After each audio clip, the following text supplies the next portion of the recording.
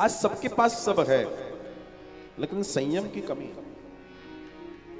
बच्चों में भी मिल जाएगी, बड़ों में भी मिल जाएगी, बूढ़ों में भी मिल जाएगी। संयम मतलब धैर्य, संयम मतलब गंभीरता, ठहराव, धीरता। अपने मन को संयमित करें। अच्छा, कैसे होगा संयमित? संयमित करने के लिए दर्शन क्या है? संयमित करने के लिए सबसे बड़ा दर्शन है, आप सबसे पहले अपने आहार को देखें। आप खा क्या रहे हैं? अगर आप स्पाइसी खा रहे हैं तो आप में तामसी प्रकृति आएगी ही आएगी।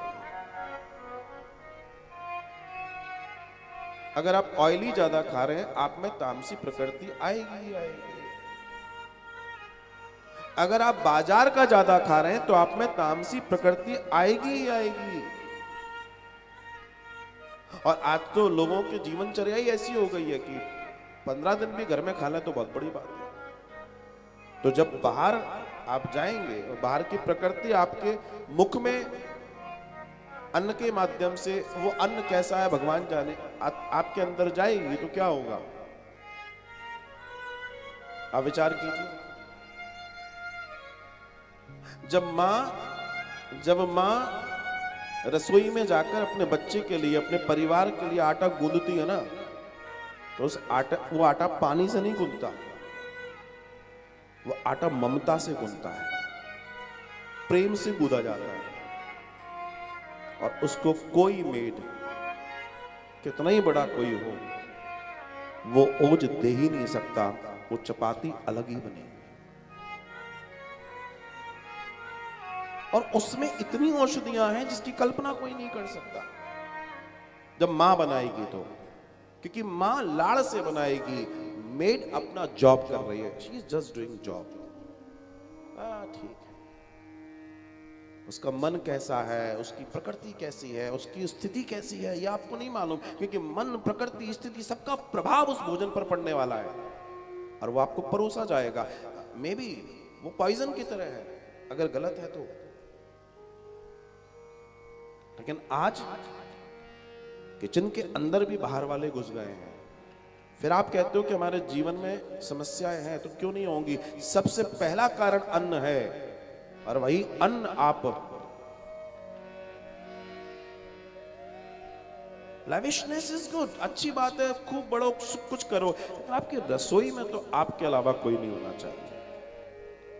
और फिर हम कहें कि हम खूब ठाकुर पूजा करते हैं, आपकी पूजा करेगी क्या? भोग तो आपको बनाना ही नहीं आता,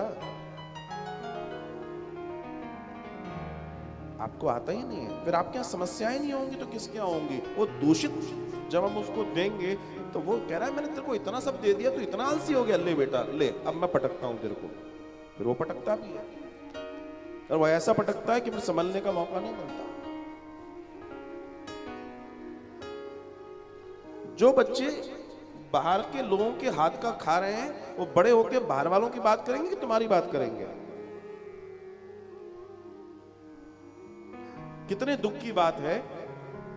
हमने, आप लोगों ने देखा, अभी पंजाब की घटना है, 10 साल की 12 साल की बच्ची, बाहर से केक आया, जन्मदिन पे काटा, उस केक में कुछ प्रॉब्लम थी, बच्ची को डाइजेशन हुआ और वो डेथ हो गई। कल या परसों की घटना है।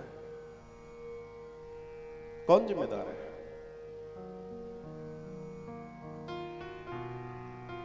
कौन जिम्मेदार है? दुनिया के अंदर हम बहुत सुंदर घर, बहुत सुंदर सब कुछ बनाने जा रहे हैं। ध्यान रखना, आपकी रसोई में अगर आपके अलावा कोई और है आपके परिवार के लिए बनाने वाला, तो मैं क्षमा चाहता हूं यहीं से। शरीर का बनना और उसके अंदर जो मन है उसका निर्माण, दोनों भिन्न भिन्न है, प्रकृति का अंतर है। आपको कौन दे रहा है? सोर्स क्या है उसका? आप हाइजीन की बात कर रहे हैं कि भैया हमने एल्कलाइन वाटर से आटा गुंदवा दिया, तो कौन सी बड़ी बात कर दी, उससे क्या होता है? और क्या, गंगा जल डलवा लो, उससे भी क्या होगा? वो है कौन जो उसको तैयार कर रहा है? मूल उसकी प्रकृति है। और ये बात बहुत सेंसिटिव है, क्योंकि हमारे यहाँ माइक्रो साइंस पे बात होती है पूरे सनातन में, माइक्रो साइंस पे, साइंस पे भी नहीं, और माइक्रो की बात चर्चा कर रहा हूं मैं।